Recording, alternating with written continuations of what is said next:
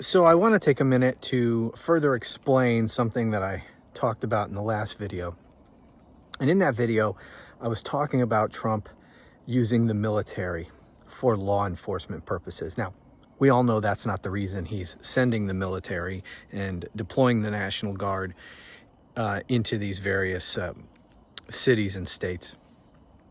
But I wanted to deal with this question of using the military for law enforcement and how that doesn't actually work. And one of the points I made was that if you have armed military walking the streets, well then while they are and where they are walking the streets, crime will go down, because criminals are not going to commit crimes right in the presence of armed military, but that once they're gone, crime in those areas will just go back to normal. And I got a comment in that video. The person asked, well then, how do you lower crime? Something like that. The way it was written, I wasn't sure if this person was, sort of a Trump cultist, just sort of shit posting, or because of the way they wrote it, or if it was a serious, legit question, because that could be a serious, legit question. And that's what I want to address here. I will take it as if it were a serious, legit question. How you reduce crime? It's just such a ridiculous question. Well, if you don't use the military, then how do you reduce crime? Well, you reduce crime the way it's supposed to be reduced, with policing, with law enforcement and prosecutions at the state and local level. That's the way it's supposed to work.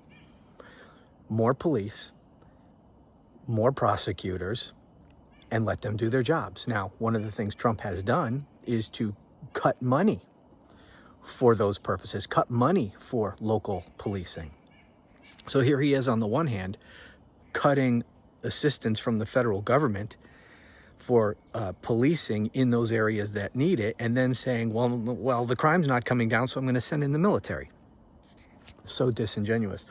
But here's the other thing to keep in mind about all that. Military, including the National Guard, are not trained for law enforcement. What they are trained for is war fighting. That is a completely different set of skills and expertise than is required for law enforcement. Now, these people, when you send the military, they're not going there to do criminal investigations.